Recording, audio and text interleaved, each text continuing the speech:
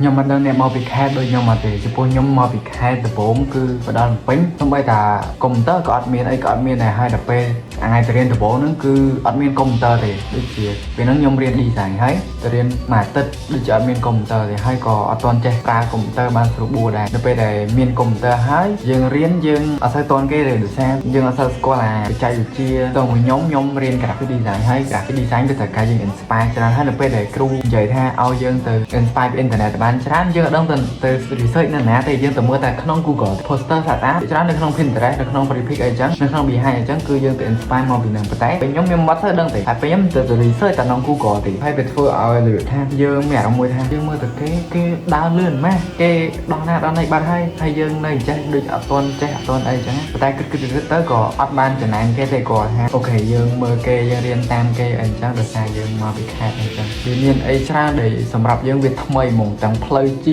តង់ភ្លើងស្តុបនឹងអីគឺនិយាយទៅថ្មីចេះហ្មងហើយអត់ដឹងថាអ្នកទាំងនេះធ្លាប់ជួបចឹងទេតែបើខ្ញុំរឿងបងហ្នឹងគឺជួបអស់ហើយត្រឹមមកដល់ពេលនេះគឺខ្ញុំ300ជាងមុនច្រើនមែនតើពេលមកដំបូងទាំងភាសាទាំងអីគឺអត់សូវចេះទេតែមកដល់ឥឡូវគឺយើងរៀនបានច្រើនយើងជាពិសេសគឺការរៀនខ្លួនឯង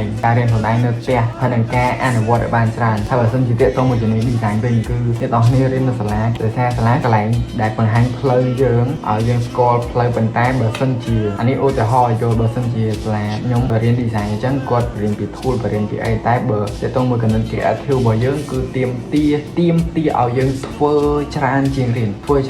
នៅពេលដែលយើងធ្វើច្រើនជាងយើងនឹងមាន creative សម្រាប់ធ្វើច្រើនមែនតើអញ្ចឹងអ្នកនេះដែលមកពីខេត្តដូចខ្ញុំអញ្ចឹងមានជួបបទពិសោធន៍អីដែរកុំភ្លេច comment នៅខាងក្រោមហើយឥឡូវនេះអ្នកដែលមកនៅបានយូរដូចខ្ញុំហើយ2ឆ្នាំហើយអត់ដែលទៅស្រុកទេមានអីជាបទពិសោធន៍ដែរកុំភ្លេច comment ប្រាប់គ្នាយកបាននឹងផង